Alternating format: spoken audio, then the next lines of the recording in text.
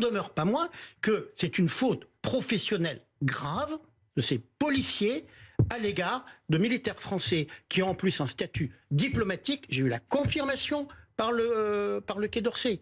Donc c'est une faute professionnelle qui a des conséquences diplomatiques. Et je dirais même, puisque vous avez montré la séquence... Donc c'est la faute d'Emmanuel Macron ce qui s'est passé cet après-midi. Je pense qu'effectivement, la dégradation des relations franco-israéliennes à cause des revirements d'Emmanuel Macron, dont c'est la spécialité dans à peu près tous les domaines, ont fait qu'on fragilise la respectabilité de la France. Et jusque dans les moindres détails. Et puisque vous avez montré la séquence de janvier 2020 tout à l'heure, où Emmanuel Macron s'énerve contre des militaires israéliens, je pense aussi que ça a participé à la décrédibilisation de la France. C'est une mauvaise imitation assez pathétique de ce qu'avait fait Jacques Chirac pour des raisons à l'époque plus authentiques, je pense. Emmanuel Macron, qui parle un anglais bien meilleur que ce qu'on entend sur la vidéo, force un accent très franco-français. Il fait l'acteur, là. Oui, il fait complètement l'acteur. Et il singe... Et pas Jacques Chirac. Il singe Jacques Chirac. Je peux me permettre quand même, parce que sur le plateau, je suis le seul à avoir été dans les gardes frontières israéliens. Personne d'autre n'a été. Donc les policiers de base, j'ai travaillé avec eux. Ces policiers de base ne connaissent même pas sans doute le nom de Macron. Ce sont des gros durs en général.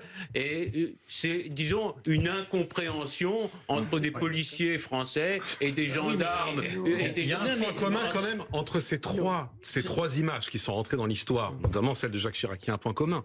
Toutes les trois se déroulent à Jérusalem. On est dans l'endroit sécuritairement le plus dangereux d'Israël. Les policiers israéliens, la sécurité israélienne est à cran. Il faut bien comprendre, par exemple, l'image de Jacques Chirac. On est dans les ruelles de la vieille ville. Un homme armé d'un couteau peut surgir de n'importe où.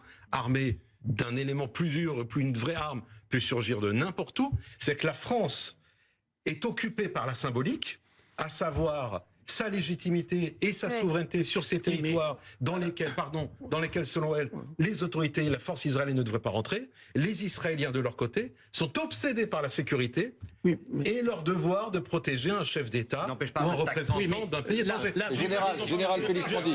Ils n'ont pas manqué de tact. Mais on est en pleine guerre. On est en pleine guerre. Les sécuritaires israéliens sont à cran. Mais il faut quand même, là, en plus, il y a le drapeau français, qui est visible, là, et ils sont à l'intérieur. Bon, mais si ça avait été convenu à l'avance qu'ils aient le droit d'y rentrer, c'est ça la vraie question. Oui, c'est là en fait tout le point crucial. Si ça avait été convenu que la sécurité israélienne soit aussi présente. Le ministre a été très clair. Et les autres éléments que j'ai reçus sont très clairs. Ils n'ont pas demandé l'autorisation de rentrer. Donc je suis désolé. Vous pouvez le prendre comme une violation.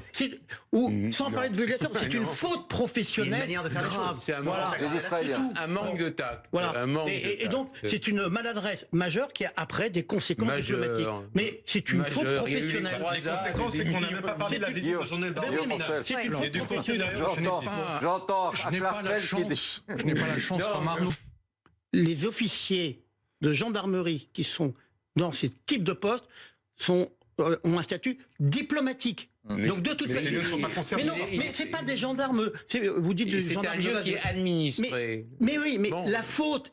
Je suis désolé, elle reste. J'ai pas dit que les policiers israéliens n'ont pas manqué de tact. Mais si. J'ai dit qu'en général, dans ce genre de choses ils auraient fait la même chose avec des marshals américains. Vous rigolez?